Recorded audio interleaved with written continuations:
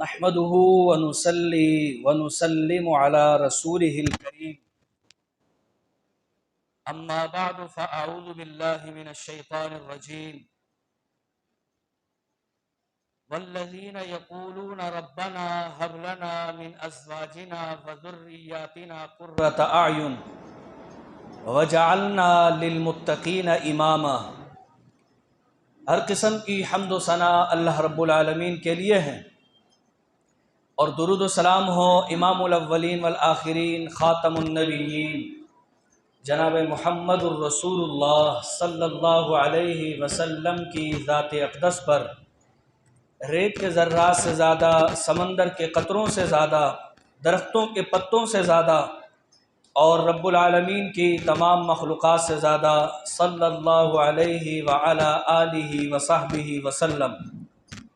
مختصر حمد و صلات کے بعد آپ احباب کے علم میں ہے کہ آج اللہ کی توفیق سے ہمارے ساتھی بھائی اکبر صاحب نے قرآن کریم کی تلاوت اور قرآن کریم کی تکمیل کا شرف حاصل کیا ہے۔ اللہ تعالیٰ سے دعا ہے کہ رب العالمین ان کے پڑھنے کو اپنی بارگاہ میں قبول و منظور فرما لے، ان کے والدین کے لیے، ان کے دادا دادی، نانا نانی اور تمام بزرگوں کے لیے صدقہ جاریہ بنا دے، اور ہمارا قرآن کریم سننا، قرآن کریم پڑھنا اپنی بارگاہ میں قبول و منظور فرما کے ہمیں قرآن کریم کی صحیح طور پر حقوق کی ادائیگی کی توفیق عطا فرما دے۔ رب العالمین کا کرم ہے کہ رمضان المبارک کی بابرکت گھڑیاں ہم پر سایہ فگن ہیں، اور رمضان کی یہ گھڑیاں جیسے ہی شروع ہوتی ہیں تو اللہ تعالیٰ ایمان والوں کا ایمان بڑھا دیتا ہے۔ پھر وہ جس طرح رمضان سے پہلے اپنے اعمال میں کوتاہیاں کر رہے تھے تو رب ان کی کوتاہیوں کو دور کرنے کا موقع دے دیتا ہے۔ پھر وہ راتوں کو جاگ کر قیام اللیل، تراویح کا اہتمام کرتے ہیں، رب کے حضور کھڑے ہو کر عاجزی اور انکساری کے ساتھ رب کے سامنے اپنا عمل یہ پیش کرتے ہیں۔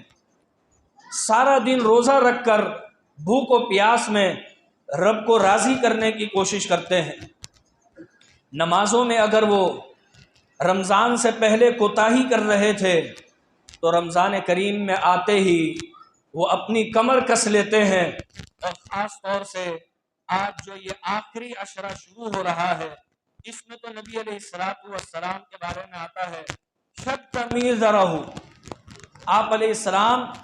اپنی کمر کس لیتے تھے، احیا لیلہ، اور راتوں کو جاگ کر رب کو راضی کرتے تھے۔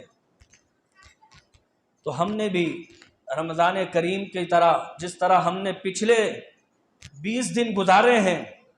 کوشش یہ ہونی چاہیے کہ اس آخری عشرے میں ہماری تک و دو، ہماری کاوشیں اور بڑھ جائیں، اور یقینی طور پر جب ہماری کاوشیں اور بڑھ جائیں گی تو ہمیں ان 10 راتوں میں رب کی طرف سے قیام اللیل بھی نصیب ہو جائے گی۔ اگر ہم نے ان میں کوتاہی کر دی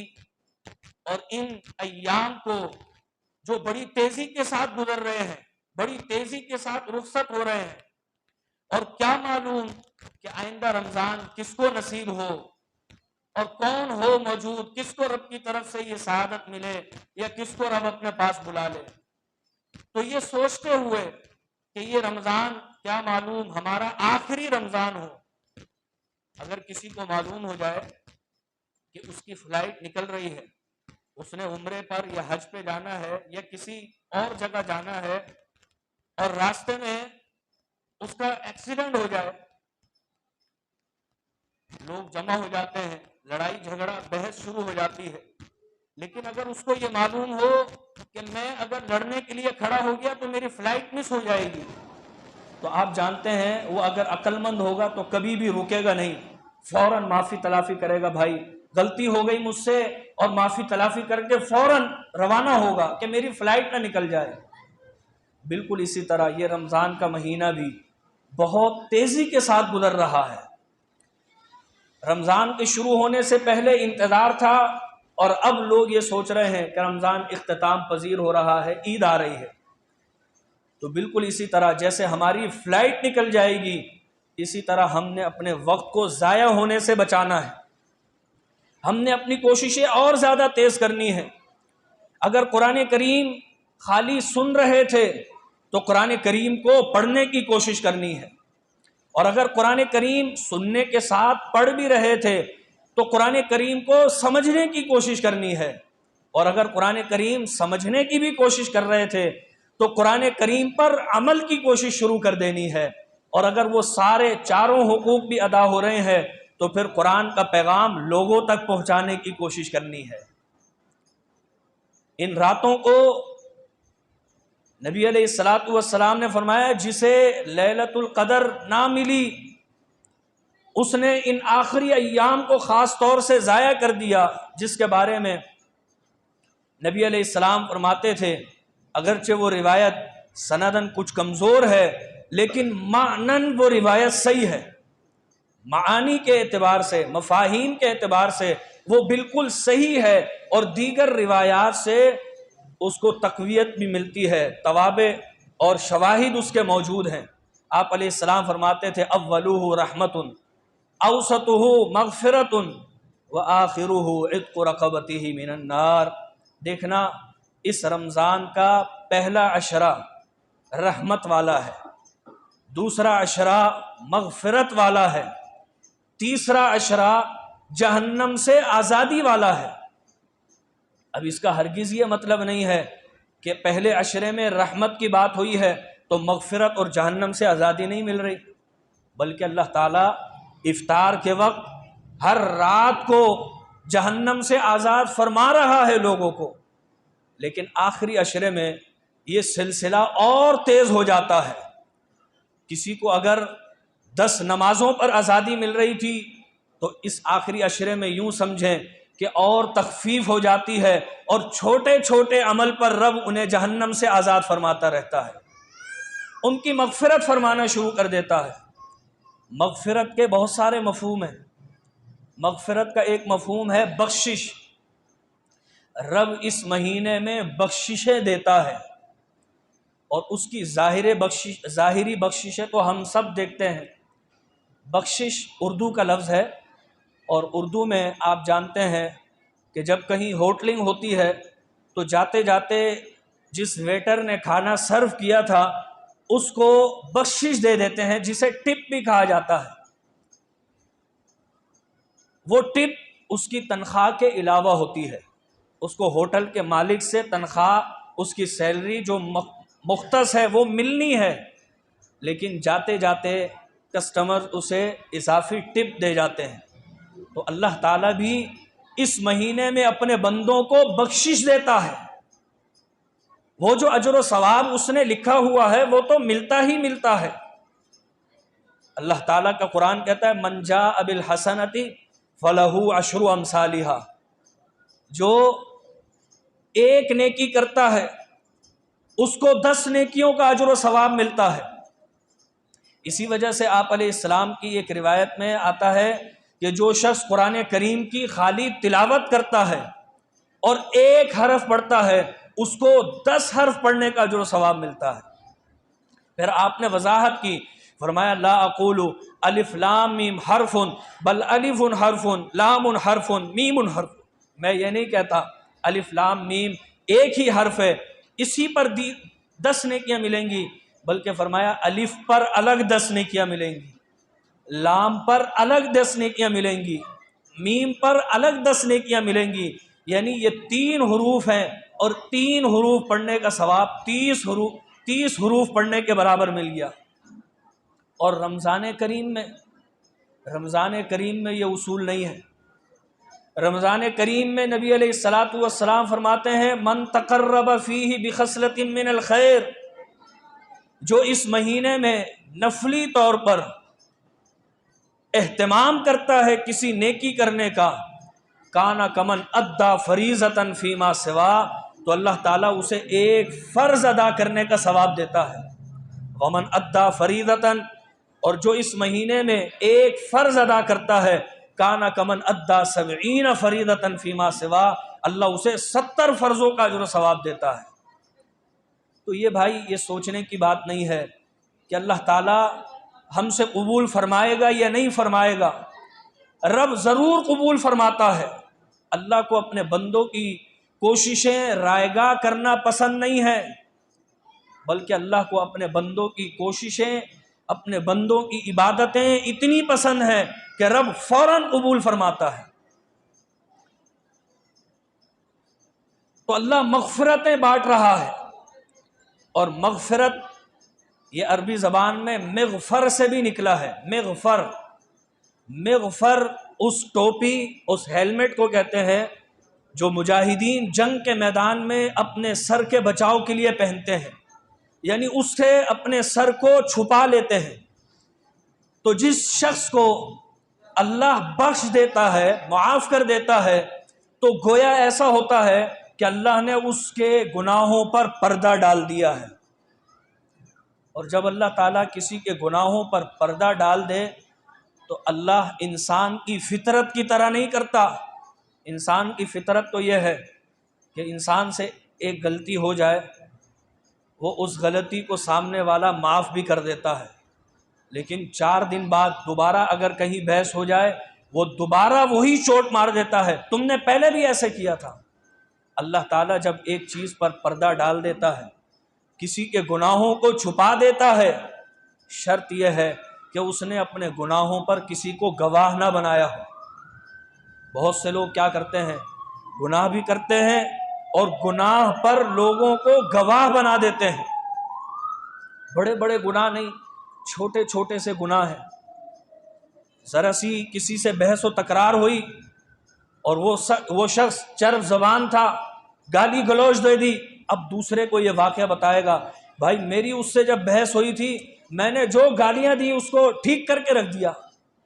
آپ نے شیخی تو بگاڑ دی لیکن اپنے گناہ پر اس کو گواہ بنا دیا، کل قیامت کے روز وہ گواہی دے گا، اللہ اس نے مجھے خود بتایا تھا۔ تو اگر اللہ نے ہمارے گناہوں پر پردہ ڈال دیا، مغفرت کر دی، تو نہ ہمیں یہ زیب دیتا ہے کہ ہم دوسروں کو بتائیں، اور نہ دوسروں کو یہ زیب دیتا ہے کہ کسی کی ٹوہ میں لگ کے اس کی برائیاں لوگوں کو بتاتے پھریں۔ ہم میں سے بہت سے لوگوں کی بعض دفعہ عادت ہوتی ہے کہ وہ دوسرے کی ٹوہ میں لگ جاتے ہیں، کریت کرتے ہیں، اور جب کوئی بات چھوٹی سی پتہ چل جائے تو اس کو اتنا بڑھا چڑھا کر لوگوں کو بتاتے پھرتے ہیں۔ یہ اللہ تعالیٰ کے کام میں دخل اندازی کے مترادف ہے۔ اللہ تعالیٰ نے اس چیز کی قرآن کریم میں شدید مذمت کی ہے۔ وَلَا تَجَسَّسُوا وَلَا يَغْتَبْ بَعْضُكُمْ بَعْضًا، ایک دوسرے کی جاسوسی نہ کیا کرو اور ایک دوسرے کی غیبتیں بھی نہ کیا کرو۔ حتیٰ کہ غیبت کرنا، جاسوسی کرنا یہ ایک باقاعدہ کام ہے۔ اللہ تعالیٰ نے تو مذمت کی ہے، اشارتاً بھی کوئی کام ہو، وَيْلٌ لِكُلِّ ہُمَزَةٍ لُمَزَةٍ۔ ہُمَزَةٍ لُمَزَةٍ کا معنی یہ ہے کہ اشارتاً کسی کو کسی دوسرے کے بارے میں یہ احساس دلانا کہ ہم اسے کمتر سمجھتے ہیں۔ بہت سے لوگ اشارہ کرتے ہیں، دیکھو میاں کیا،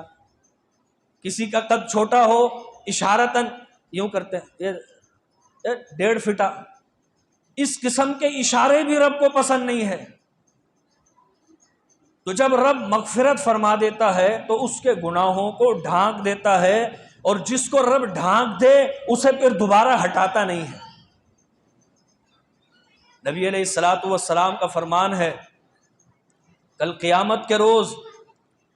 اللہ کی بارگاہ میں ایک شخص کو لایا جائے گا،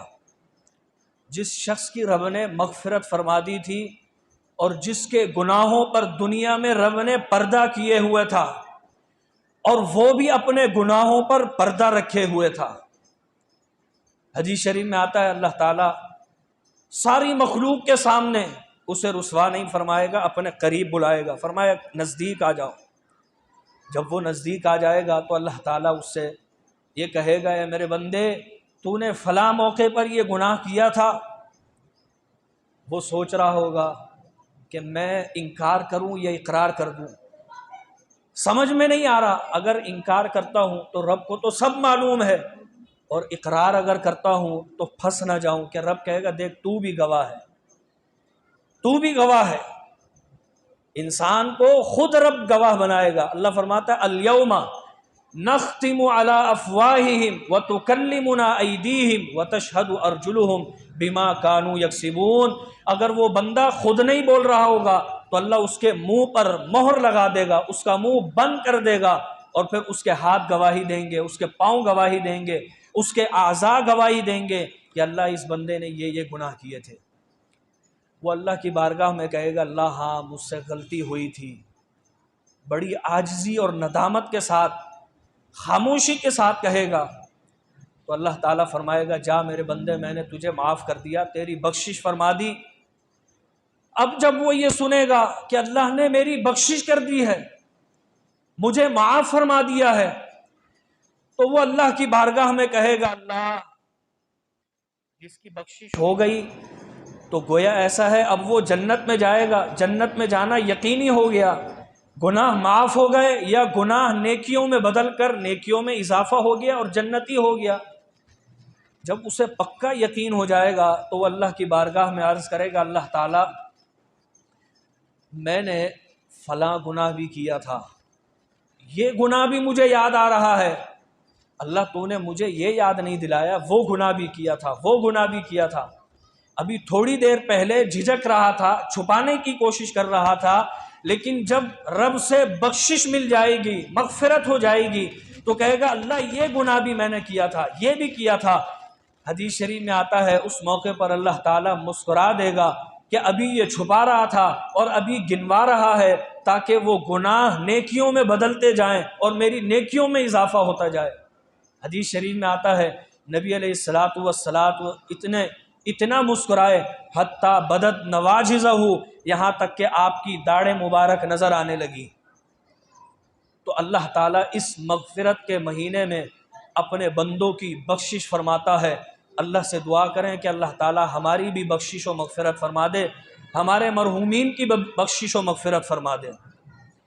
اس رمضان کے مہینے میں یہ ذکر کر رہا تھا کہ جس طرح ہم قرآن کریم سن رہے ہیں، قرآن کریم پڑھ بھی رہے ہیں، قرآن کو سمجھنے کا اہتمام بھی کریں، کیونکہ رب بہت سے لوگوں کو سارا سال توفیق دیتا ہے کہ وہ رات کی سورہ ملک، سورہ دخان، سورہ حامیم سجدہ یہ ماشاءاللہ پڑھتے ہیں۔ رب توفیق دیتا ہے جمعے والے دن سورہ کہف پڑھنے کا بھی اہتمام کرتے ہیں، لیکن قرآن کریم سمجھنے میں ہم سب سے کوتاہی رہتی ہے۔ یہ رمضان کا مہینہ رب نے ہمیں اس لیے دیا ہے کہ ہم اس مہینے میں، چونکہ یہ موسم بہار ہے اور یہ نزول قرآن کا موسم ہے، اور موسم کا پھل جب کھایا جاتا ہے تو اس کی مٹھاس، اس کی لذت کچھ اور ہی ہوتی ہے۔ ایک شخص آم کا پیڑ لگا دے اور سردیوں کے اندر خوب محنت کرے کہ اس کی فصل آ جائے، آم پک جائے، اگر اس کا پھل بڑھ بھی گیا اور اس کی کیری بن بھی گئی بالفرض جس طرح ٹھنڈے علاقوں میں ہوتی ہے، تو اس کے اندر وہ لذت اور مٹھاس نہیں ہوگی۔ لیکن وہی آم اگر گرمیوں میں پکے تو اس میں جو مٹھاس ہوتی ہے اس کی خوشبو کچھ اور ہی ہوتی ہے۔ اللہ تعالیٰ فرماتا ہے شہر رمضان الذی انزل فیہ القرآن، یہ رمضان کریم کا مہینہ، یہ وہ بابرکت مہینہ ہے جس میں اللہ تعالیٰ نے قرآن کریم نازل فرمایا ہے۔ یہ نزول قرآن کا موسم ہے، اس میں ہم آج ہی سے تہیہ کر لیں۔ اگر ہمارے 20 دن رہ گئے مصروفیت کی وجہ سے یا ہماری اپنی کوتاہی کی وجہ سے، تو اس آخری عشرے میں تہیہ کر لیں کہ کم از کم ہم نے 5 پارے ترجمے کے ساتھ پڑھنے ہیں، اس لیے کہ قرآن کریم اللہ تعالیٰ فرماتا ہے انا انزلنا الیک الذکر لتبین للناس، یہ قرآن اس لیے نازل کیا تاکہ آپ لوگوں کو بیان کریں کہ اس قرآن میں رب ہم سے کہہ کیا رہا ہے۔ ہم نے قرآن کریم کو بڑی عزت کے ساتھ شیلف میں رکھا ہوا ہے، الماریوں میں رکھا ہوا ہے، لیکن اس کی اصل عزت یہ ہوگی کہ ہم اس قرآن کریم کو نکال کر پڑھیں کہ رب ہم سے کتنی محبت والی باتیں کرتا ہے، رب ہم سے کس طرح دلجوئی کی باتیں کرتا ہے، رب ہمارا کس طرح دل بڑا کرنے کی کوشش کرتا ہے۔ نبی علیہ الصلوۃ والسلام کے صحابی سیدنا ابو ذر غفاری فرماتے ہیں کہ آپ علیہ السلام نے فرمایا تھا، یا ابا ذر لأن تغدو فتعلم آیۃ من کتاب اللہ خیر لک من ان تصلی 100 رکعۃ۔ ابن ماجہ کی حسن درجے کی روایت ہے، آپ علیہ السلام نے فرمایا، ابو ذر تیرے لیے یہ بہتر ہے کہ تو قرآن کریم کی ایک آیت سمجھ کر پڑھ لے، ایک آیت، صرف ایک آیت، والعصر، والعصر یہ ایک آیت ہے، اس کو اگر سمجھ لیا تو یہ بہت بڑی چیز ہے۔ والعصر ایک چھوٹا سا لفظ، عصر کا معنی نچوڑنا، عصر نماز عصر کے وقت کو بھی کہتے ہیں، عصر زمانے کو بھی کہتے ہیں، لیکن عصر کا لفظی معنی ہوتا ہے نچوڑنا۔ رب اس لفظ سے ہمیں یہ سمجھا رہا ہے کہ اے حضرت انسان، ایک دفعہ جب زندگی کے وہ لمحات گزار دیے جائیں تو وہ لمحات دوبارہ نہیں آتے۔ کیوں کہ جس طرح پھل میں سے رس نچوڑ لیا جاتا ہے، گائے کے تھن سے دودھ دوہ لیا جاتا ہے، تو وہ دودھ دوبارہ تھنوں میں نہیں داخل کیا جا سکتا، وہ رس دوبارہ ان چھلکوں میں داخل نہیں کیا جا سکتا۔ اس ایک آیت کو اگر سمجھ لیا تو آپ علیہ السلام نے فرمایا کہ تیرے لیے بہتر ہے کہ تو 100 رکعت نفل ادا کرے۔ 100 رکعت نفل ادا کرنے سے یہ بہتر کام آج ہم نے کیا ہے۔ ایک آیت سمجھیے، والعصر، نچوڑنے، قسم ہے نچوڑنے کی، جس طرح پھلوں سے رس نچوڑ دیا جائے، انسان کی زندگی بھی ایک دفعہ گزر جائے تو وہ لمحات واپس نہیں لوٹتے، چاہے وہ خوشی کے لمحات ہوں، چاہے وہ غمی کے لمحات ہوں، چاہے صحت کے عالم کے وہ گزرے ہوئے لمحات ہوں، چاہے وہ جوانی کے لمحات ہوں، ایک دفعہ گزر جائیں واپس نہیں آتے۔ اللہ ہماری توجہ دلا رہا ہے، ہمیں اس آیت کے ذریعے یہ سمجھا رہا ہے کہ دیکھنا، تمہارے وہ لمحات سیکنڈوں میں، سیکنڈ سے منٹس میں، منٹ سے گھنٹوں میں، گھنٹوں سے دنوں میں، ہفتوں میں، سالوں میں، دہائیوں میں، اور پھر صدیوں میں ہو کر وہ ختم ہوتے جا رہے ہیں، اور تم اپنے وقت کو ضائع کیے جا رہے ہو، اپنے وقت کو قیمتی بنانا چاہتے ہیں۔ 100 رکعتیں پڑھنے میں اگر بالفرض 1 منٹ کی 1 رکعت بھی لگائیں، اول تو ہم اللہ کی توفیق سے دعائیں پڑھنے والے لوگ ہیں، ہم رب کے سامنے جب کھڑے ہوتے ہیں تو پھر رب کو راضی کرنے کے لیے پڑھتے ہیں، خانہ پوری کرنے کے لیے نہیں پڑھتے۔ لیکن میں ایک مثال کے لیے سمجھانے کی کوشش کر رہا ہوں کہ اگر 100 رکعت 1 منٹ کے حساب سے پڑھی جائے تو کم از کم 100 منٹ لگیں گے، اور قرآن کریم کی اگر ایک آیت کو سمجھنے کی کوشش کی جائے، اگر وہ طویل بھی ہو تو کم از کم 10 منٹ میں وہ ایک آیت سمجھ سکتے ہیں۔ یہ سمجھنا اتنا اہم ہے۔ نبی علیہ السلام کے صحابی زیاد بن لبید رضی اللہ تعالی عنہ آپ علیہ السلام کی خدمت میں بیٹھے ہوئے تھے، آپ علیہ السلام علم کے اٹھ جانے کے بارے میں بتا رہے تھے کہ ایک وقت آئے گا علم اٹھ جائے گا، اور علم علماء کے اٹھنے سے ختم ہوگا۔ ایسا نہیں ہوگا کہ کائنات سے قرآن کے سارے قرآنی نسخے، حدیث کی کتابیں ناپید ہو جائیں، یا پھر گوگل سے وہ جو علمی مواد ہے وہ ڈیلیٹ ہو جائے، خدا نہ خواستہ۔ ایسا نہیں ہوگا، علماء اٹھتے جائیں گے، علم خود بخود اٹھتا جائے گا۔ نبی علیہ السلام بیان کر رہے تھے کہ دیکھنا علم اٹھ جائے گا، اور علم ہوتا ہے تو عمل ہوتا ہے، علم نہ ہو تو عمل بھی نہیں ہوتا۔ بہت سے لوگوں کو نماز کی دعائیں نہیں پتہ، نماز کی کیا حکمتیں ہیں وہ نہیں معلوم، نماز کس طرح پڑھنی ہے وہ نہیں معلوم، وہ اسی طرح عمل کرتے ہیں جیسا ان کو بتایا گیا ہے، لا علمی والی نماز۔ تو جب علم ہوتا ہے تو عمل بھی بہتر ہوتا ہے۔ فرمایا ایک وقت آئے گا علم اٹھ جائے گا۔ صحابی رسول فرمانے لگے وَكَيْفَ يَذْهَبُ الْعِلْمُ، یہ بتائیے اللہ کے رسول یہ علم کیسے اٹھے گا؟ پھر مثال دینے لگے، کہنے لگے اللہ کے رسول ہم اس قرآن کو پڑھتے ہیں، نحن نقرأ القرآن، ہم تو اس قرآن کو پڑھتے ہیں، تلاوت کرتے ہیں، وَنَقْرَأُ أَبْنَاءَنَا وَأَبْنَاءَ أَبْنَائِهِمْ، فرمایا اللہ کے رسول ہم بھی پڑھتے ہیں، اپنے بچوں کی دینی تربیت کے لیے قرآن کریم پڑھواتے ہیں، اور پھر ہمارے بچے بھی ایک وقت آئے گا ہمارے پوتوں کو پڑھوائیں گے۔ یہ سلسلہ تو نسل در نسل چلے گا، تعلیم و تعلم کا سلسلہ جاری رہے گا، قرآن پڑھنے پڑھانے کا سلسلہ ختم نہیں ہوگا۔ نبی علیہ الصلوۃ والسلام نے اس موقع پر فرمایا تھا اے لبید میں تو تمہیں انی لأراک، میں تو تمہیں مدینے کا افقہ رجل بالمدینہ،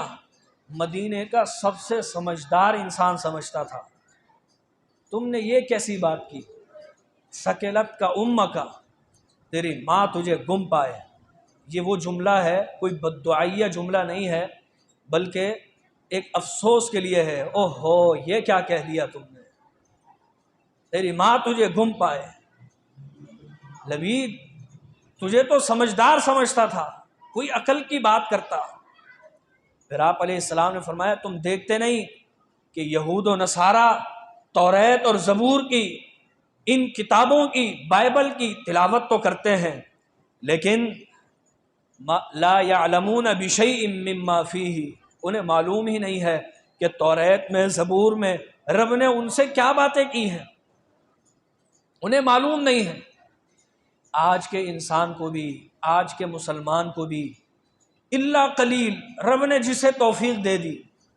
وگرنہ اکثریت کو قرآن کریم کے بارے میں معلوم نہیں ہے کہ قرآن میں اللہ تعالی ہم سے کیا کہہ رہا ہے۔ اسی سلسلے میں ہم نے رمضان کریم میں ایک سلسلہ شروع کیا تھا کہ قرآن کریم کی جو دعائیں ہیں، روزانہ ایک دعا کے حوالے سے مختصر اس کی حکمت اور وہ کس پیغمبر کی دعا ہے وہ ذکر کر رہے تھے، تاکہ ہمیں کم از کم قرآن کی وہ دعائیں سمجھ میں آ جائیں، اور ہم جب کسی نہ کسی پریشانی میں کبھی مبتلا ہو، کوئی مسئلہ درپیش ہو، تو ہم بجائے اس کے کہ پیروں فقیروں بابوں کے پاس جا کر لوگوں کے ٹوٹکے اور وظیفے یاد کرنا شروع کر دیں، بلکہ ہم قرآن کریم کی وہ مقبول دعائیں پڑھا کریں، اس لیے کہ قرآن کریم میں ہر مرض کی دوا ہے، ہر مرض کی دعا ہے، اور ہر مسئلے کے بارے میں رہنمائی موجود ہے۔ ہم میں سے بہت سے لوگ گھریلو زندگی کے حوالے سے پریشان ہوتے ہیں کہ گھر میں ناچاکی ہے، یا گھر میں ٹینشن چل رہی ہے، بچے نافرمان ہیں وغیرہ ذالک۔ اللہ تعالیٰ نے اس حوالے سے قرآن کریم میں ایک دعا ذکر کی ہے، اس دعا کو سمجھنے سے پہلے تھوڑا سا اس کا سیاق بیان کروں گا، تاکہ ہمیں قرآن کریم کو سمجھنے کا موقع ملے، اور قرآن سمجھنے کا جو اجر و ثواب ہے، یعنی ایک آیت کا اجر 100 رکعات کے برابر، کم از کم ہم اسی سے مالا مال ہو جائیں۔ آج اللہ تعالیٰ نے قرآن کریم میں وہ دعا ذکر کی، ربنا، اے ہمارے رب، ہب لنا من ازواجنا، ہمیں تو عطا کر ہماری وہ بیویاں۔ ہب یہ وہاب سے نکلا ہے، ہیبہ سے نکلا ہے۔ ہیبہ عربی زبان میں کہتے ہیں تحفے کو، تحفہ بن مانگے دیا جاتا ہے، مانگنے پر تحفہ نہیں ہوتا، مانگنے پر عطیہ ہوتا ہے۔ جس طرح رمضان کریم میں اہل علم مدارس کے لیے زکوٰۃ یا صدقے کی اپیل کرتے ہیں، تو لوگ انہیں ہبہ نہیں دیتے بلکہ عطیہ دیتے ہیں، وہ مانگنے پر دیا۔ ہم اللہ سے کہتے ہیں اللہ تعالیٰ ہم بعض دفعہ اپنے کام کاجوں میں، اپنی الجھنوں میں اتنے پریشان ہوتے ہیں کہ ہمیں تجھ سے مانگنے کا موقع بھی نہیں ملتا۔ ربنا ہب لنا من ازواجنا، تو اپنی عطا سے، تو اپنے تحفے کے ذریعے ہمیں دے دے۔ کیا دے دے؟ من ازواجنا و ذریاتنا، ہمیں ہماری ازواج عطا کر. ازواج زوجہ سے نکلا ہے، زوجہ اور ازواج یہ جمع کا صیغہ ہے، مذکر اور مؤنث دونوں کے لیے آتا ہے. یعنی زوج شوہر کو کہتے ہیں اور زوجہ بیوی کو کہتے ہیں، اور ان دونوں کی جمع آتی ہے ازواج. یعنی ازواج میں اگر یہ دعا بیوی کر رہی ہے تو شوہر کے لیے ہو گئی، اور اگر شوہر کر رہا ہے تو بیوی کے لیے ہو گئی. اور یہ اتنا خوبصورت لفظ ہے کہ قرآن کریم میں اللہ تعالیٰ نے بیوی کے لیے 3 لفظ ذکر کیے ہیں. زوجہ، صاحبہ اور امرأہ، تینوں کا معنی بیوی ہوتا ہے، لیکن تینوں کی حکمتیں مختلف ہیں. امرأتن اس بیوی کو کہتے ہیں جس بیوی سے آپ کا جسمانی فزیکل ریلیشن تو ہو لیکن قلبی تعلق نہ ہو، ذہنی ہم آہنگی نہ ہو. اور صاحبہ اس بیوی کو کہتے ہیں جس سے نہ تو ذہنی ہم آہنگی ہو اور نہ فزیکل ریلیشن ہو، کوئی تعلق ہی نہ ہو. اور زوجہ اس بیوی کو کہتے ہیں کہ جس سے آپ کا فزیکل ریلیشن بھی ہو اور اس سے آپ کا قلبی تعلق بھی ہو، ہم آہنگی بھی ہو دل و دماغ کی. تو اللہ تعالیٰ نے یہاں پر دعا کے اندر یہ فرمایا ازواجنا، اے اللہ ہمیں ایسی بیویاں عطا کر جس سے ہمارا قلبی تعلق بھی ہو اور فزیکل ریلیشن بھی ہو، ذہنی ہم آہنگی بھی ہو. وذریاتنا، اور اللہ ہمیں ذریت دے. اولاد کا لفظ بھی قرآن کریم میں بیٹے اور بیٹیوں کے لیے آتا ہے، لیکن اولاد خالی دنیا کے لیے ہوتی ہے. اولاد خالی دنیا کے لیے ہوتی ہے. جس طرح اللہ تعالیٰ فرماتا ہے المال والبنون زینت الحیات الدنیا، یہ مال اور یہ بیٹے یہ دنیا کی خوبصورتی ہے، دنیا کا فائدہ ہے اس میں. لیکن بعض دفعہ یہ مال اور یہ اولاد دنیا میں آزمائش کا سبب بن جاتے ہیں. انما اموالکم و اولادکم فتنہ، فتنے کا باعث بن جاتے ہیں. اولاد نافرمان ہو تو والدین کی دنیا بھی خراب ہوتی ہے، آخرت بھی خراب ہوتی ہے. ساری زندگی ٹینشن میں لگے ہوتے ہیں، ساری زندگی دعائیں کرتے رہتے ہیں، ساری زندگی اولاد کا لعن طعن سنتے رہتے ہیں. اولاد دھکے بھی دے کر نکال دیتی ہے، بدبخت. یہ فتنے کا باعث ہے. لیکن ذریت ایسی اولاد کو کہتے ہیں جو بڑی فرما بردار ہو، جس کی تربیت ایسی ہو کہ وہ اولاد دنیا کے ساتھ ساتھ آخرت کے سنورنے کا باعث بن جائے. نبی علیہ الصلاۃ والسلام فرماتے ہیں کہ کچھ اعمال ایسے ہیں کہ جو انسان کے مرنے کے بعد بھی اس کی نیکیوں میں اضافہ کرتے چلے جاتے ہیں. علما علمہ ونشرہ ومصحفا ورثہ وولدا صالحا ترکہ. 7 صدقہ جاریہ بتائے اس میں. ایک تو یہ ہے کہ کسی کو کوئی دینی کتاب، قرآن کا نسخہ، حدیث کا نسخہ، یا کوئی ایسی کتاب دے دی جس سے اس کی دینی طور پر تربیت ہو، وہ اگر کسی کو دے دی، جب تک وہ فائدہ اٹھائے گا اس کے لیے اجر و ثواب اور صدقہ جاریہ ہو جائے گا. کسی نے نہر بنوا دی، پانی کا انتظام کروا دیا، اس کے لیے وہ صدقہ جاریہ ہو جائے گا. کہیں مسجد کا بنوانے میں حصہ لے لیا، اس کے لیے وہ صدقہ جاریہ ہو جائے گا. کہیں مسافر خانہ بنوا دیا جہاں مسافر آ کر ٹھہرا کریں، ایسا انتظام کر دیا، اس کے لیے وہ صدقہ جاریہ بن جاتا ہے. اور اس میں سے ایک یہ بھی بتایا وَوَلَدًا صَالِحًا تَرَكَهُ، ایسی نیک اولاد چھوڑ دی جو مرنے کے بعد والدین کے لیے دعائیں کرے تو اللہ تعالیٰ ان کے لیے صدقہ جاریہ بنا دیتا ہے. تو ذریت جو ہوتی ہے وہ اولاد کے برخلاف ہوتی ہے. اولاد خالی دنیا میں یا تو راحت دے دیتی ہے لیکن ذریت دنیا کی راحت کا بھی باعث ہے اور آخرت میں کامیابی کا بھی باعث ہے۔ اسی لیے وہ لوگ، وہ بچے جن کے والدین یا ان میں سے کوئی ایک فوت ہو جاتا ہے اور وہ ان کے لیے دعائیں کرتے ہیں یا ان کی تربیت کے مطابق لوگوں کو فائدہ پہنچاتے رہتے ہیں،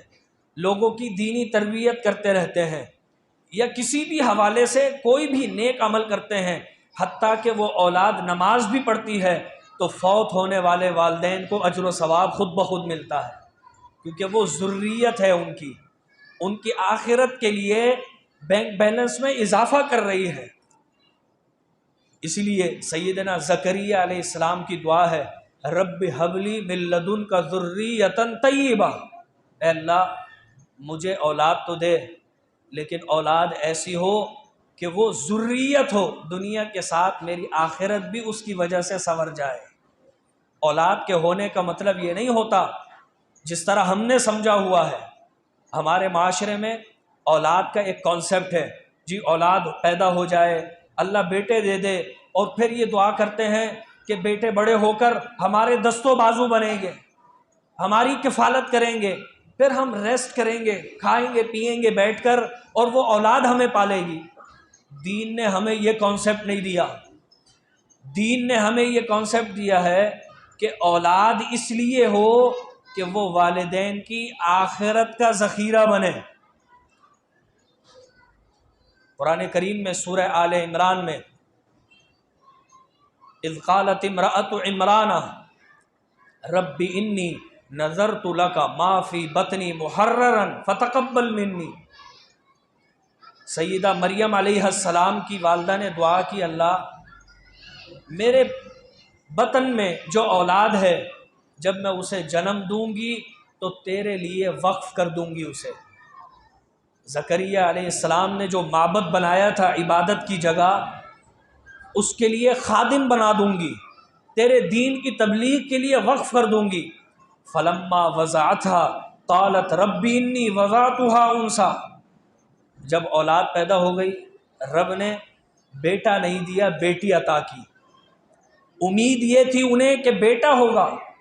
وہ مسجد کی صفائی کرے گا، مسجد کی تزئین و آرائش کا اہتمام کرے گا، مسجد کی آباد کاری کرے گا، تبلیغ کرے گا۔ کہنے لگی وَلَيْسَ الذَّكَرُ كَالْأُنثَىٰ، اے اللہ میرے ہاں تو بیٹی ہو گئی، امید یہ تھی بیٹا ہوگا لیکن بیٹی ہو گئی۔ وَلَيْسَ الذَّكَرُ كَالْأُنثَىٰ، مجھے معلوم ہے کہ بیٹا بیٹی کی طرح نہیں ہوتا۔ اور مفسرین نے لکھا ہے جہاں یہ جملہ سیدہ مریم کی والدہ کا ہے، اس کے جواب میں یہی جملہ اللہ نے انہیں دیا ہے۔ سیدہ مریم کی والدہ نے اس نیت سے کہا تھا کہ اللہ تو نے بیٹی عطا کر دی، بیٹے کی صلاحیتیں کچھ اور ہوتی ہیں، بیٹی کی صلاحیت کچھ اور ہوتی ہے۔ اللہ نے اس کے جواب میں یہی جملہ دیا، اور اس کی حکمت کیا تھی؟ اللہ نے فرمایا وَلَيْسَ الذَّكَرُ كَالْأُنثَىٰ، یہ جو بیٹی تجھے دی ہے یہ ان بیٹوں کی طرح نہیں ہے، اس کی صلاحیتیں کہیں بڑھ کر ہیں۔ تو وہاں ہمیں اولاد کے ہونے کا کانسیپٹ یہ دیا کہ یہ اولاد دین کی تبلیغ کے لیے وقف ہو، یہ اولاد والدین کی دنیا و آخرت سنورنے کے لیے کوئی کام کرے، صرف کھانے پینے کے لیے، سونے جاگنے کے لیے، نسل آگے بڑھانے کے لیے یہ ترتیب نہیں ہے۔ اللہ فرماتا ہے افحسبتم انما خلقناکم عبثا وانکم الینا لا ترجعون، تم یہ سمجھتے ہو کہ تمہیں اللہ نے ایسے ہی بیکار پیدا کر دیا؟ جیسے جانور کھاتے پیتے ہیں، نسل بڑھاتے ہیں، سوتے جاگتے ہیں، گھومتے پھرتے ہیں، کیا تم بھی یہی کرو گے؟ بلکہ نہیں، تمہیں اللہ نے ایک خاص مقصد کے لیے پیدا کیا ہے، اور تمہیں رب نے اولاد دی ہے، اولاد بھی خاص مقصد کے لیے ہے۔ تو اللہ سے دعا کیا، اللہ نے کیا دعا سکھائی؟ ذریتنا وازواجنا وذریاتنا، اے اللہ ایسی اولاد دے جو فرما بردار ہو، جس سے ہماری دنیا بھی سنور جائے اور جس سے آخرت بھی سنور جائے۔ قرۃ عین، قرۃ اعین، اور اللہ تعالیٰ اس اولاد کو اور ان بیویوں کو ہماری آنکھوں کی ٹھنڈک بنا۔ قرآن کریم میں بہت سارے محاورے ہیں، محاورے ہم اردو میں بھی استعمال کرتے ہیں۔ کسی نے گزشتہ زندگی میں کوئی ظلم کیا ہو یا لوگوں کو ستایا ہو، بڑھاپے میں لوگ اسے ستا رہے ہوں، تو لوگ کہتے ہیں بھائی جیسی کرنی ویسی بھرنی۔ یہ ایک محاورہ ہے، ایک جملہ ہے۔ ایسے ہی قرآن کریم میں بھی محاورے ہیں، اگر اس کو صرف لفظی ترجمے کے طور پر سمجھا جائے گا تو اس معانی کے اندر جو گہرائی ہے وہاں تک نہیں پہنچ پاتے۔ قرۃ اعین کا معنی تو یہ ہے آنکھوں کی ٹھنڈک، لیکن عربوں کے اندر یہ ایک محاورہ ہے۔ محاورہ اس طرح کہ وہ کہتے تھے کسی نے اگر غم دیکھے ہوں، کسی کو دکھ پہنچا ہو، تو کہتے تھے آنکھوں کی گرمی پہنچی ہے اسے۔ اور کسی کو خوشی اتنی ملی ہو، اتنی خوشی ملی ہو کہ اس کی آنکھوں سے آنسو آ جائے، وہ کہتے ہیں اس کی آنکھوں کو ٹھنڈک ملی ہے۔ آنسو دونوں کو ملے ہیں۔ اس کو ایک اور مثال سے دیکھ لیتے ہیں۔ کسی کا بیٹا وہ باہر کام کے لیے جا رہا ہو اور معلوم ہو کہ بھائی 2 سال بعد آئے گا چھٹیوں پر، ایئرپورٹ پر رخصت کرتے ہوئے والدین بہن بھائی روتے ہیں، افسوس ہے کہ یہ جا رہا ہے، ہم سے دور ہو رہا ہے۔ اس کی کیا ہے؟ اس کی آنکھوں کو گرمی پہنچی ہے۔ لیکن 2 سال بعد جب اسی کو لینے کے لیے جاتے ہیں ایئرپورٹ پر، تو خوشی سے والدین بہن بھائی خوش ہو کر رو دیتے ہیں۔ وہ کہتے ہیں اس کو آنکھوں کی ٹھنڈک ملی ہے۔ روئے دونوں ہیں، لیکن ایک کو خوشی ملی، ایک کو ٹھنڈک ملی۔ تو اگر والدین اولاد کی نافرمانی کی وجہ سے رو دیں تو وہ آنکھوں کی گرمی ہے۔ اگر بیوی بد تہذیب بدتمیز مل جائے اور اتنا ستا دے کہ شوہر رونے پر آ جائے، مجبور ہو جائے رب کے سامنے رونے پر، اس کو کہتے ہیں اس کی آنکھوں کو گرمی ملی ہے۔ لیکن اگر دونوں سے اتنی خوشی ملے، اتنی خوشی ملے کہ انسان کی آنکھوں سے بعض دفعہ آنسو چھلک جائیں، تو اللہ تعالیٰ سے وہ دعا مانگتے ہیں کہ اللہ ہمیں اولاد سے، بیوی سے، گھر والوں سے اتنی خوشی دے کہ ہماری آنکھوں سے آنسو چھلک جائیں، ہماری آنکھیں ٹھنڈی ہو جائیں۔ سارا دن باہر لوگوں کے منہ دیکھتے ہیں، سارا دن لوگوں کی باتیں کیسی کیسی، دکانوں پر، بازار میں چلتے پھرتے، آفس میں، گودام میں، سیٹ کی طرح طرح کی باتیں سنتے ہیں۔ لیکن جب رب ہمیں گھر میں ایسا ماحول دے دے تو وہ سارے دن کی تھکان بچوں کو اور بیوی بچوں کو دیکھ کر وہ ساری تھکان اتر جاتی ہے۔ تو اللہ تعالیٰ نے وہ دعا سکھائی ہے، فرمایا جو عباد الرحمن ہوں گے میرے۔ اللہ نے یہ دعا سکھانے سے پہلے اس پیرائے کا آغاز اس طرح کیا ہے۔ میں یہ چاہتا تھا کہ وہ پورا پیرایا آپ کے سامنے ذکر کروں، لیکن وقت بہت زیادہ ہو چکا ہے۔ تو اللہ تعالیٰ نے اس دعا کو ذکر کرنے سے پہلے اس دعا کے کرنے والوں کو جس انداز میں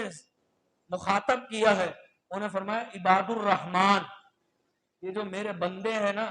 رحمان کے جو بندے ہیں، یہ جب چلتے ہیں بڑی عاجزی سے چلتے ہیں، سلام کہتے ہیں، اللہ سے کہتے ہیں ہمیں جہنم کے عذاب سے بچا لے، لا تدعون مع اللہ الہا آخر، شرک نہیں کرتے اور جھوٹ نہیں بولتے، بہت ساری جب ان کے سامنے نصیحت ہو رہی ہو تو وہ نصیحت حاصل کرتے ہیں۔ یہ ساری باتیں کرنے کے بعد فرمایا عباد الرحمن جو میرے بندے ہیں وہ یہ دعا بھی کرتے ہیں، یعنی اللہ تعالیٰ کو پسند ہے کہ جو یہ دعا کرے گا وہ عباد الرحمن میں شامل ہوگا۔ کسی ماں کا کوئی لاڈلا بیٹا ہو تو ماں اس کے لیے مختلف الفاظ کہتی ہے۔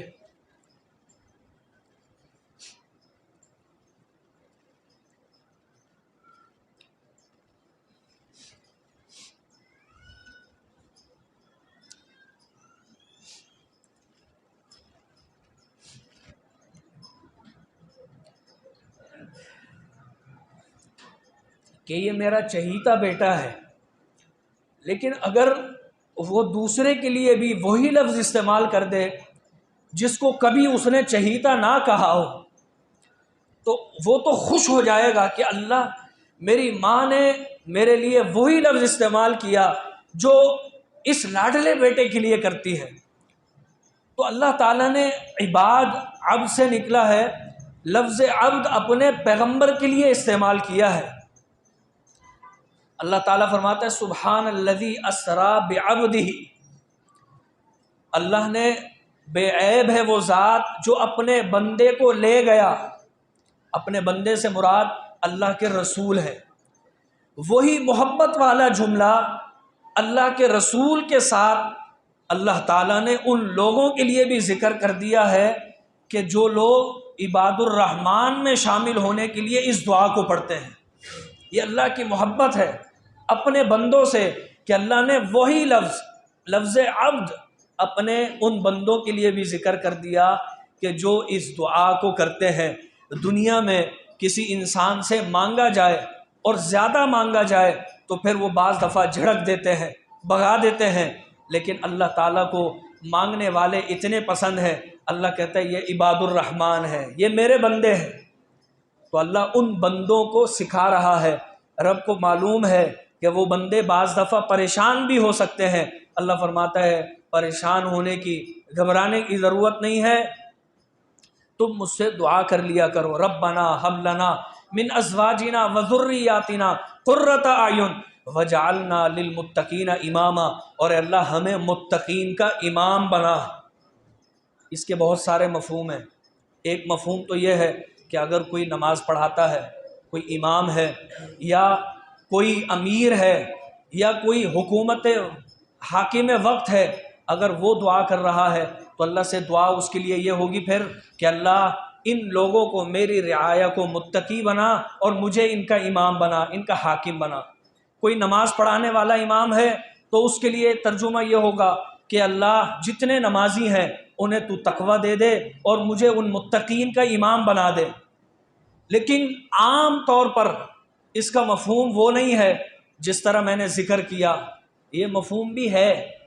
لیکن متقین کا امام بنانا، چونکہ ہر ایک حاکم وقت نہیں ہوتا، ہر ایک کسی دینی جماعت کا امیر نہیں ہوتا، ہر ایک کسی مسجد کا امام نہیں ہوتا، لیکن اگر وہ دعا کر رہا ہے تو اس کے لیے امام بننا کیسا ہوگا؟ اس کے لیے امام ایسا ہوگا کہ اللہ سے وہ دعا کر رہا ہے، اللہ مجھ سے ایسے کام کروا کہ لوگ مجھے دیکھ کر جب وہ کام کریں تو متقی بن جائیں، میری رہنمائی میں لوگ اچھے کام کریں۔ اس لیے کہ جس طرح کوئی شخص کسی کی رہنمائی کر دیتا ہے، حدیث شریف میں آتا ہے الدال علی الخیر کفاعلہ، کوئی شخص کسی کو نیکی کی رغبت دلاتا ہے اور دوسرا شخص وہ نیکی کر لیتا ہے تو گویا ایسا ہوتا ہے جیسے کرنے والے نے کر لی اور بتانے والے نے بھی وہ نیکی کی ہے۔ تو اللہ سے ہم دعا یہ کر رہے ہیں کہ اللہ ہم سے ایسی نیکی کرا کہ لوگ ہماری رہنمائی میں وہ نیکیاں کریں۔ آپ جانتے ہیں نبی علیہ السلام کی ایک حدیث میں آتا ہے کہ کائنات میں جتنے بھی قتل ہوں گے ان کا گناہ اس قابیل کو بھی ملے گا جس نے پہلا قتل کیا تھا، کیونکہ وہ ان قتل کرنے والوں کا رہنما بن گیا۔ اسی طرح اگر کوئی نیکی کرتا ہے اور اس نیکی کی رغبت دیتے ہوئے یا اس کو دیکھا دیکھی، کیونکہ رہنما کو دیکھ کر لوگ کام کرتے ہیں، مسجد کا امام ہو، خطیب ہو، اس کو دیکھ کر لوگ کام شروع کر دیتے ہیں کہ امام صاحب نے ایسا کیا تھا، فلاں عالم دین نے یہ کام کیا تھا، یہ کام دین میں ہوگا تبھی تو کیا تھا۔ جس طرح صحابہ اکرام کے بارے میں آتا ہے کہ صحابہ اکرام، سیدنا ابن عمر رضی اللہ تعالیٰ عنہ کے بارے میں آتا ہے کہ وہ افطار کے وقت یہ دعا فرماتے تھے۔ نبی علیہ السلام کی ایک حدیث ذکر کی کہ آپ علیہ السلام افطار کے وقت فرماتے تھے کہ افطار کے وقت بندے کی دعا قبول ہوتی ہے۔ پھر سیدنا ابن عمر افطار کے وقت وہ دعا پڑھتے تھے، اللہم انی اسألوک برحمتک التی وسعت کل شیء ان تغفر لی ذنوبی۔ محدثین فرماتے ہیں کہ اس دعا پر ہمارا یہ حسن ظن ہے کہ ابن عمر نے یہ دعا اللہ کے رسول سے سنی ہوگی. کیوں کہ صحابی رسول کوئی بھی کام اپنی طرف سے نہیں کرتے تھے بلکہ سنت کو فالو کرتے تھے، اور ابن عمر تو سنتوں کے شیدائی تھے. تو اب اس دعا میں رہنمائی اللہ کے رسول نے دی، ابن عمر کے ذریعے ہم تک پہنچی. اب جو بھی یہ دعا پڑھے گا اجر و ثواب ابن عمر کو بھی ملے گا، اللہ کے رسول کو بھی ملے گا. تو وہ کون ہو گئے؟ متقین کے امام ہو گئے. تو اللہ سے یہ دعا کرنی چاہیے کہ اللہ ہمیں ایسا بدبخت نہ بنا کہ ہمیں دیکھ کر لوگ گناہ کریں اور نعوذ باللہ خدا نہ خواستہ اس گناہ کا نقصان بھی ہمیں پہنچتا رہے، بلکہ وجعلنا للمتقین اماما، اللہ ہمیں متقین کا امام بنا، ہم سے ایسے کام کرا کہ ہم لوگوں کے اچھے کاموں میں رہنما بن جائیں. اللہ تعالیٰ جو کچھ سنا سنایا ہے عمل کرنے کی توفیق دے، ہمیں عباد الرحمن میں شامل فرما دے، اور ہمیں آج ان لوگوں میں لکھ لے جو قرآن کریم سمجھ کر پڑھنے والے ہیں. اللہ ہماری رمضان کریم میں جتنی بھی ٹوٹی پھوٹی عبادات ہیں اپنی بارگاہ میں قبول و منظور فرما لے. بیماروں کے لیے دعاؤں کی درخواست ہے، جو بھی مسلمان مریض جہاں کہیں بھی گھروں میں اسپتالوں میں بیمار ہیں، بہت سے احباب نے دعا کی درخواست کی ہے. اللہ تعالیٰ سے دعا کریں اللہ تعالیٰ ان کی تمام بیماریوں کو دور فرما دے. جو بھی ہم سے پہلے ایمان کی حالت میں رخصت ہو گئے ہیں اللہ تعالیٰ ان تمام مرحومین کی مغفرت فرما دے. خصوصاً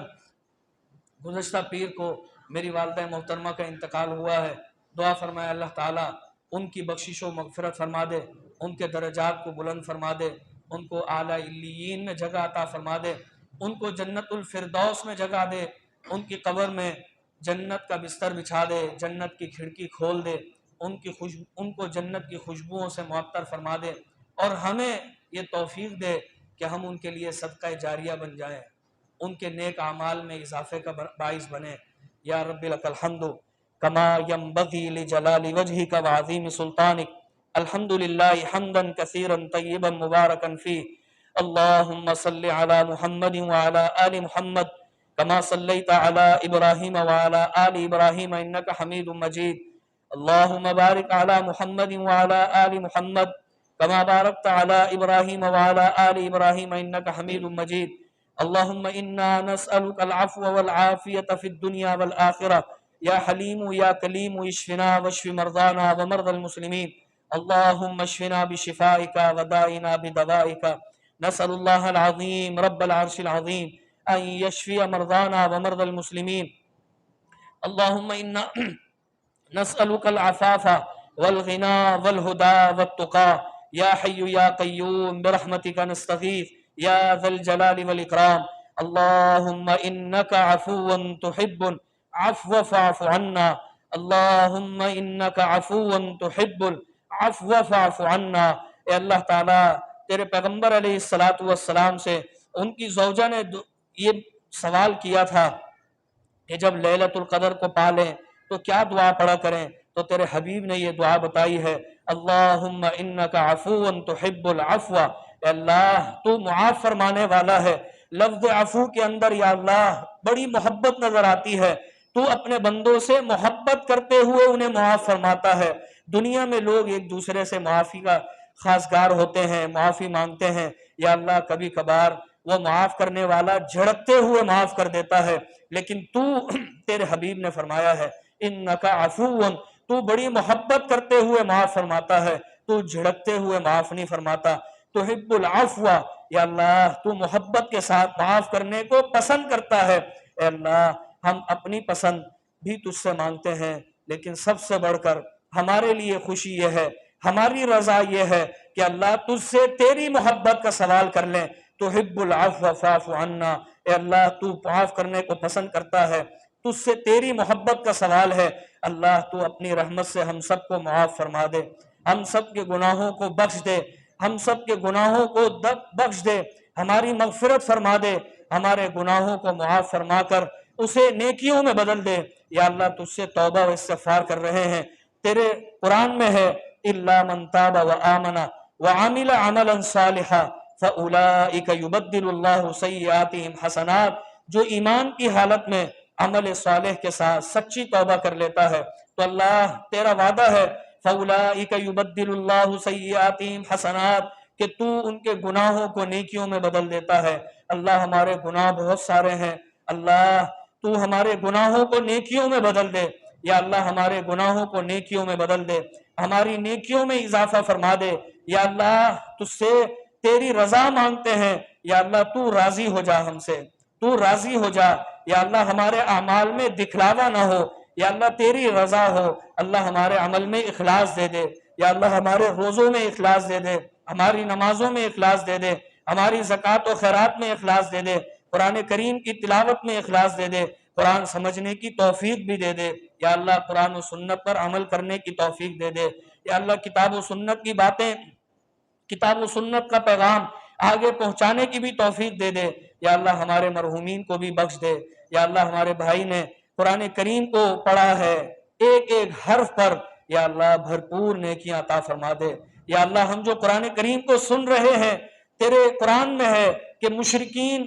قرآن سنتے ہوئے سیٹیاں بجاتے تھے، جو تجھے ناپسند ہے، اللہ تیرا قرآن کہتا ہے جب قرآن پڑھا جائے فَاسْتَمِعُوا لَهُ وَأَنصِتُوا لَعَلَّكُمْ تُرْحَمُونَ، یا اللہ ہم قرآن کریم کو کان لگا کر تلاوت سنتے ہیں، نماز تراویح میں، جہری نمازوں میں، اللہ تو ہمارے سننے کو قبول فرما لے، یا رب العالمین ہم پر اپنی رحمتوں کا نزول فرما دے، یا اللہ ہمارے دامنوں میں اپنا فضل و کرم فرما دے، یا اللہ خوب برکتیں عطا فرما دے، ہماری اولاد میں برکتیں دے دے، ہماری عمر میں برکتیں دے دے، ہمارے مال و اسباب میں برکتیں دے دے، یا اللہ ہماری عزت میں برکتیں دے دے، یا اللہ ہر اس چیز میں برکتیں دے دے جس میں تو ہمیں برکتوں سے نوازنا چاہتا ہے، اللہ ہمارے لیے وہ کر دے جو ہمارے لیے بہتر ہے، اس لیے کہ بہت دفعہ ایسا ہوتا ہے کہ ہم تجھ سے کسی چیز کا سوال کرتے ہیں لیکن وہ ہمارے لیے بہتر نہیں ہوتا، اللہ ہمارے ساتھ بہتر معاملہ فرما دے، یا اللہ دنیا میں بھی بہتر معاملہ فرما دے، آخرت میں بھی بہتر معاملہ فرما دے، یا اللہ قبر میں بھی بہترین معاملہ فرما دے، حشر کی سختیوں سے بھی بچا لے، یا اللہ قیامت کی ہولناکی سے بھی بچا لے، یا اللہ جہنم کی ہولناکی سے بھی بچا لے، یا رب العالمین پل صراط کی ہولناکی سے بھی بچا لے، یا رب العالمین اپنے حبیب کی سفارش شفاعت ہمیں نصیب فرما دے، یا اللہ حوض کوثر کا پانی ان کے ہاتھوں ہمیں نصیب فرما دے، یا اللہ تیرے حبیب کا فرمان ہے جو ایک مرتبہ وہ حوض کوثر کا پانی پی لے پھر لم یظمأ ابدا حتی یدخل الجنہ، اسے کبھی بھی جنت میں داخل ہوتے تک پیاس کی شدت محسوس نہیں ہوگی، کسی بھی قسم کی پیاس محسوس نہیں ہوگی، اللہ ہمیں حوض کوثر نصیب فرما دے، یا رب العالمین جو مانگا ہے، جو مانگ رہے ہیں اللہ وہ بھی عطا فرما دے، یا اللہ جو نہیں مانگا وہ بن مانگے عطا فرما دے، انک انت الوہاب، یا اللہ تو تو بن مانگے عطا فرمانے والا ہے، یا اللہ تو تو اپنے بندوں کو تحفے دینے والا ہے، اللہ ہمیں اپنی رحمت سے تحفے عطا فرما دے، یا اللہ اپنی شان کے مطابق تحفے دے، دنیا میں ہم تحفے دیتے ہیں، یا اللہ اپنی جیب کو دیکھ کر، اپنی استطاعت کو دیکھ کر، سامنے والے کے کارنامے کو دیکھ کر، یا اللہ ہمارے اتنے بڑے کارنامے نہیں ہیں، یا اللہ ہم نے تو بہت گناہ کیے ہیں، اللہ ہمارے کارناموں کو نہ دیکھ، اللہ اپنی رحمت کی وسعتوں کو دیکھ، اللہ اپنی رحمت کی وسعتوں کو دیکھ کر ہمیں اپنی طرف سے تحفے عنایت فرما دے، یا رب العالمین لیلۃ القدر کی بابرکت گھڑیاں نصیب فرما دے، یا رب العالمین رمضان کریم میں بھرپور اجر و ثواب سے مالا مال فرما دے، یا رب العالمین ہمارے مرحومین کی مغفرت فرما دے، یا اللہ میری والدہ کی مغفرت فرما دے، یا اللہ وہ بہت نیکیاں کرتی تھی، اللہ ان کی نیکیوں کو قبول فرما لے، ان کے گناہوں کو معاف فرما دے، ہم سب کے والدین کو اپنی رحمت کا سایہ دے دے، رب ارحمہما کما ربیانی صغیرا، رب ارحمہما کما ربیانی صغیرا، ربنا اغفر لنا ولاخواننا الذین سبقونا بالایمان، یا اللہ ہم سے پہلے جتنے بھی ایمان کی حالت میں رخصت ہو گئے ہیں اللہ تو ان سب کی مغفرت فرما دے، یا رب العالمین ہمیں مانگنا بھی نہیں آ رہا، اللہ تو ہمیں عطا فرما دے، تو بن مانگے عطا فرما دے، ہمیں جہنم سے بچا لے، اللہم اجرنا من النار، اللہم اجرنا من النار، یا اللہ جنت کا داخلہ نصیب فرما دے، اللہم انا نسألک الجنت الفردوس وما قرب الیہا من قول وعمل، یا اللہ ایسے کام کرا لے جو ہمیں جنت کے قریب کر دے، یا اللہ ایسے کام کرا لے جو ہمیں جنت کے قریب کر دے، ہمارے لیے جنت کا پروانہ لکھ دے، یا اللہ ہماری مغفرت فرما دے، یا اللہ جہنم سے آزاد فرما دے، یا رب العالمین تو اپنی رحمتوں کا سایہ ہم پر فرما دے، یا رب العالمین جو صاحب اولاد ہیں اللہ انہیں فرما بردار اولاد عطا فرما دے، یا رب العالمین جو بے اولاد ہیں انہیں نیک صالح اولاد عطا فرما دے، جن کی اولادیں ہیں اللہ ان کی اولادوں کو نیک بنا دے، صالح بنا دے، دنیا و آخرت کے لیے ذخیرہ بنا دے، یا رب العالمین جو ہماری بہنیں بیٹھی ہوئی ہیں بہترین رشتے کے لیے اللہ مناسب اور بہترین رشتے عنایت فرما دے، یا رب العالمین ہماری تمام پریشانیوں کو دور فرما دے، یا رب العالمین تمام غموں کو آسانیوں میں سکھ اور راحت میں بدل دے، یا رب العالمین ہماری خوشیوں میں اضافہ فرما دے، یا رب العالمین ہمیں دنیا کی بھی ساری بھلائیاں دے دے، یا رب العالمین آخرت کی بھی ساری بھلائیاں عطا فرما دے۔ ربنا آتنا فی الدنیا حسنہ وفی الآخرۃ حسنۃ وقنا عذاب النار۔ اللہم انا نسألک من خیر ما سألک منہ عبدک و نبیک محمد صلی اللہ علیہ وسلم، یا اللہ تیرے حبیب نے تجھ سے جتنی بھی بھلائیاں مانگی ہیں اللہ ہم تجھ سے ان بھلائیوں کا سوال کرتے ہیں، ہمارے دامنوں میں وہ بھلائیاں سمیٹ دے۔